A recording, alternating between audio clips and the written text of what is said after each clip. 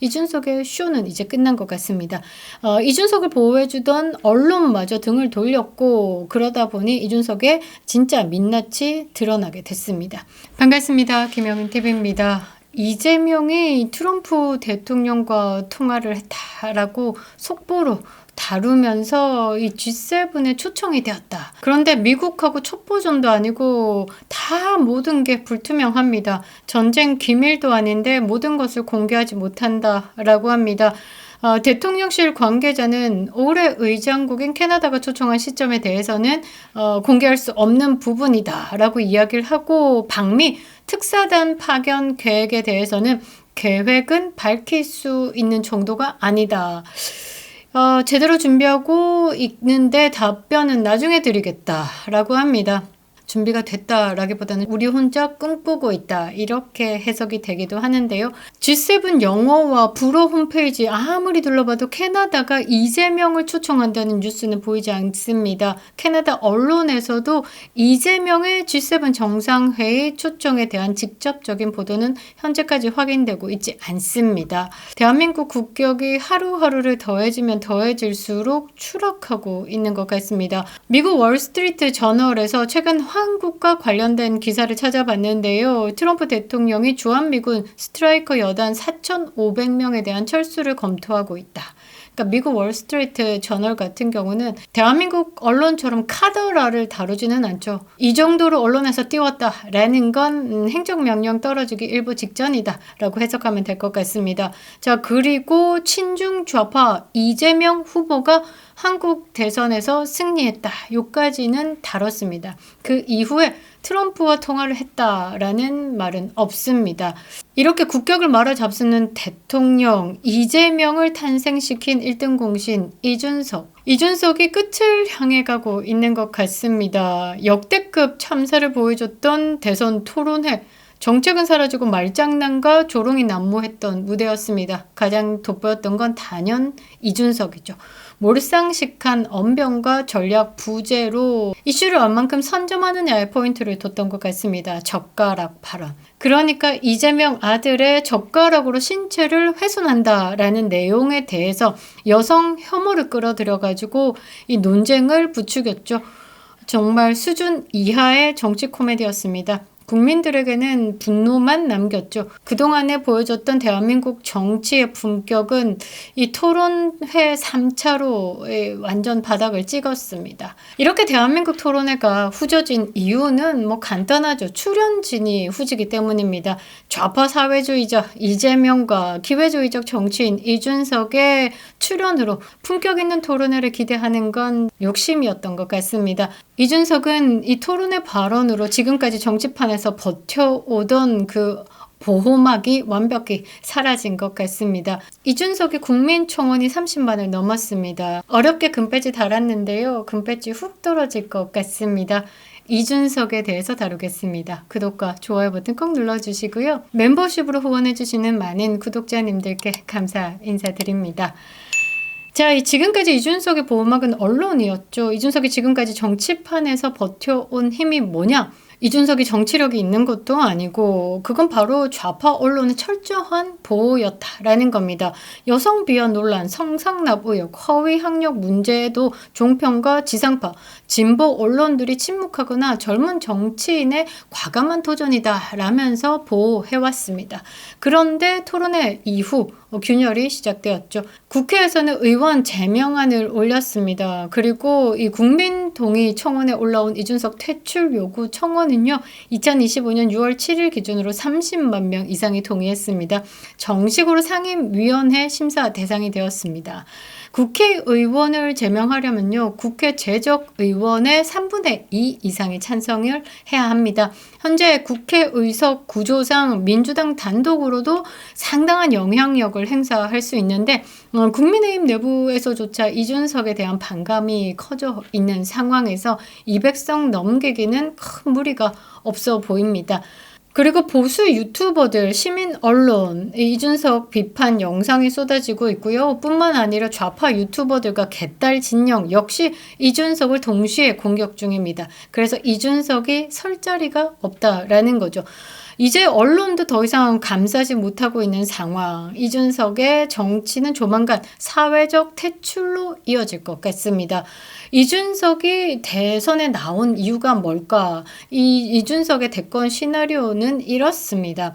대선 주자로 출마해서 존재감을 키우고 이 본인에게 두려워진 사법 리스크에 대해서 방어 목적으로, 그러니까 몸집을 키워서 나 대선 주자급이야. 그런데 사법적으로 경찰이 조사하는 부분에 대해서 나 이재명처럼 거부하겠어. 아니 알아서 기어. 뭐 이런 느낌이죠.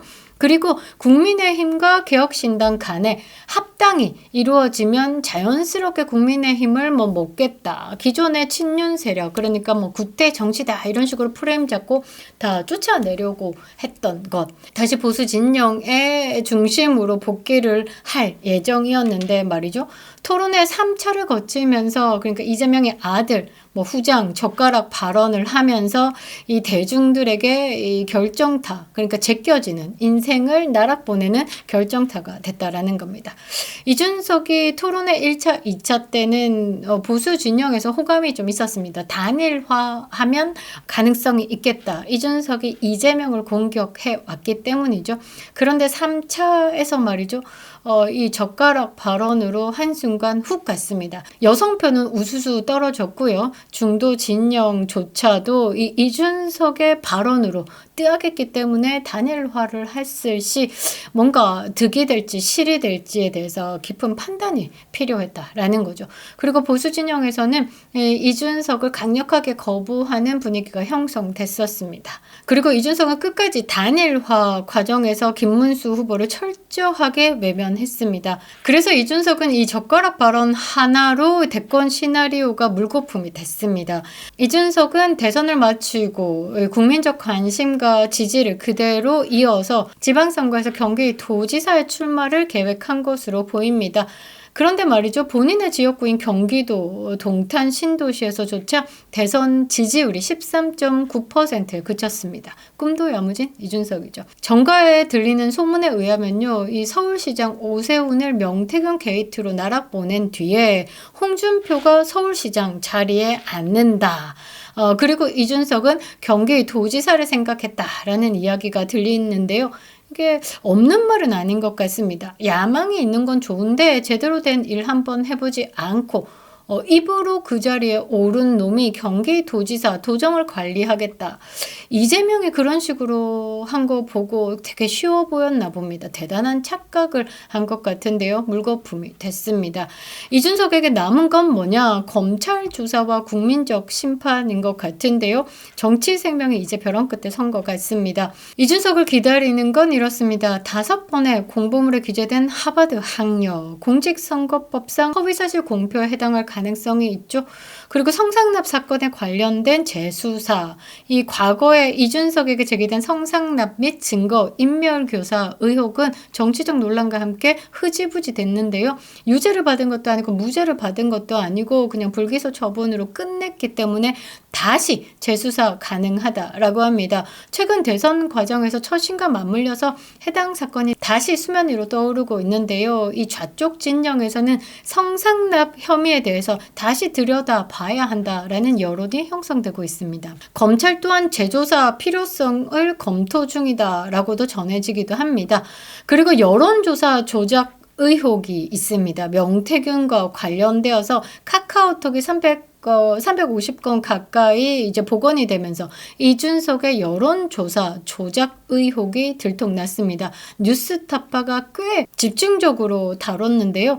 특정 여론조사 기관, 그러니까 명태균 씨가 운영하고 있는 여론조사 기관에 의뢰를 하고, 그리고 부적절한 연계 의혹도 있고 또 여론조사비 대납 의혹도 있고 백기동 씨가 이름이 나왔죠. 대납자까지 나온 상황입니다.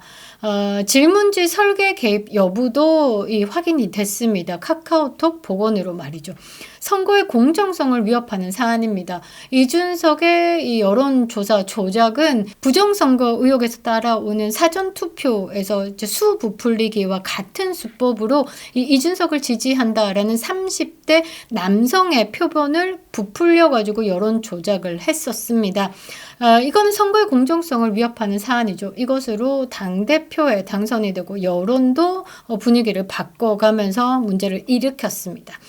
이러한 모든 사안이 단순한 법적 논란에 그치지 않습니다. 정치인에 대한 국민의 신뢰와 도덕성 평가에 대해서 결합되어서 판단한다라고 하면 정치적 생존의 시험대가 될 겁니다. 성상납 사건 관련 재조사, 이게 좀 재밌을 것 같은데요.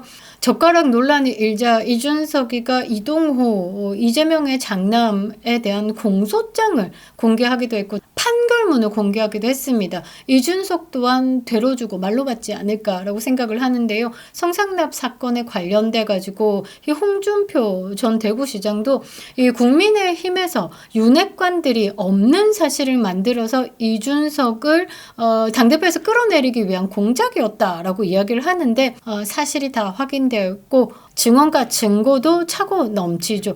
이 부분에 대해서도 세상에 오픈된다라고 하면 이준석의 정치 인생은 날아갈 거다라고 생각을 합니다. 정치는 쇼가 아니죠. 이준석의 정치를 보면 깊이감 없는 쇼질만 했습니다. 하지만 이제 우리 국민들이 정치를 가십으로 소비하지 않죠. 정치는 국격입니다. 안 보고 국민의 미래다라는 거죠. 이준석의 쇼는 이제 끝난 것 같습니다. 이준석을 보호해주던 언론마저 등을 돌렸고 그러다 보니 이준석의 진짜 민낯이 드러나게 됐습니다. 이제는 국민 차례다라는 거죠. 대한민국 보수의 자존심을 지키기 위해서 이준석을 정치 무대에서 퇴장시켜야 합니다. 이준석은 더 이상 정치개혁, 아이콘 이거 절대 아니죠. 대중의 환심을 사기 위해서 지금까지 쇼질을 해왔죠. 그 결과 국민적 실망과 분노밖에 남지 않았습니다. 박근혜 전 대통령 탄핵 정국 이후에 개혁 보수의 탈을 쓴 이준석의 실체는 결국 좌파 뿌락지였습니다. 좌파와 야합해서 보수를 분열시킨 파괴자였다라는 평가로 귀결됩니다.